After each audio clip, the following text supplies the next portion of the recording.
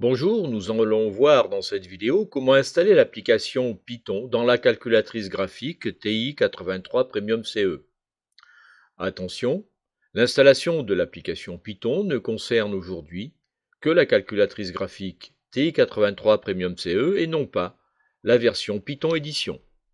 L'installation de l'application Python dans la calculatrice nécessite la mise à jour du système d'exploitation.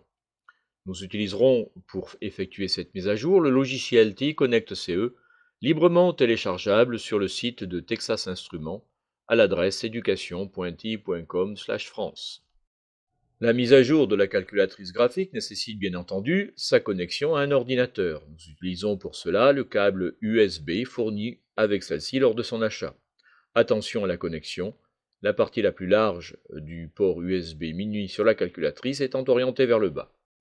La calculatrice graphique est automatiquement reconnue par le logiciel TI Connect CE. Si nous cliquons sur une icône à gauche de celui qui la symbolise, nous pouvons naviguer dans l'arborescence des variables, programmes et applications qu'elle contient. Si nous sélectionnons plusieurs programmes, nous avons la possibilité de les sauvegarder dans un répertoire sur l'ordinateur. Nous pouvons également effectuer cette sauvegarde par un simple glisser-déposer dans un dossier de notre ordinateur que nous aurions préalablement créé. En ce qui concerne la calculatrice, il est également important d'effectuer une sauvegarde. Pour cela, nous appuyons sur la touche Programme. Nous pouvons observer que de nombreux programmes ont été archivés. Ceux-ci comportent à gauche de leur nom une étoile.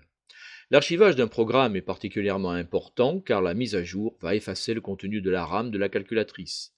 Pour archiver un programme, nous appuyons sur la touche seconde plus, puis nous choisissons le menu numéro 5 Archiver, puis nous rappuyons sur la touche Programme suivi du nom de celui-ci et nous validons en appuyant sur la touche Entrée. Si nous souhaitons sauvegarder la totalité des programmes de la calculatrice graphique en l'absence du logiciel TI Connect CE, nous devons les archiver tous en totalité. Mais cette opération d'archivage sur la calculatrice est individuelle. Nous devons le faire donc programme par programme. Nous sommes maintenant en mesure d'envoyer le système d'exploitation à la calculatrice. Dans le logiciel TI Connect CE, nous prenons le menu Action, puis le dernier item, envoyer l'OS à la calculatrice. Nous choisissons le fichier sous sa forme téléchargé sur le site internet de Texas Instruments, TI-83 CE Bundle. Cela signifie que ce fichier contient à la fois le système d'exploitation mais aussi toutes les applications. Nous avons la possibilité de le transférer directement dans la calculatrice par un simple glisser-déposer. Une fenêtre de mise en garde nous prévient de l'effacement de la RAM et également nous propose d'effectuer une mise à jour sur plusieurs calculatrices, mais ici nous n'en avons connecté qu'une. Le temps de transfert du système d'exploitation vers la calculatrice est relativement court. Nous voyons la progression sur l'écran de la calculatrice, celle-ci s'affiche sous la forme d'un pourcentage, tandis que, dans le même temps, elle est affichée dans le logiciel TI Connect CE sous la forme d'une jauge de progression verte. Attention, lorsque la mise à jour du système d'exploitation va être terminée, ce sera au tour des applications qui le seront les unes après les autres, après naturellement un redémarrage de la calculatrice et une signification de l'effacement de la RAM de celle-ci. Les applications sont transférées mais sont également réorganisées et défragmentées dans la mémoire de la calculatrice. Il ne faut surtout pas déconnecter la calculatrice de l'ordinateur avant la fin du processus. L'application Python est une des dernières à être transférée, suivront ensuite après elle celles qui commencent par un S, Science Tools, SmartPad, etc. Puis la calculatrice va à nouveau redémarrer et afficher en haut à gauche de son écran le petit curseur noir qui se présente sous la forme d'un rectangle, d'un petit pavé, et nous pourrons à ce moment-là l'utiliser naturellement comme nous le faisons d'habitude. Nous allons ensuite préparer la connexion de la calculatrice graphique au circuit TI Python. Nous nous munissons pour cela du câble mini USB, marqué A et B.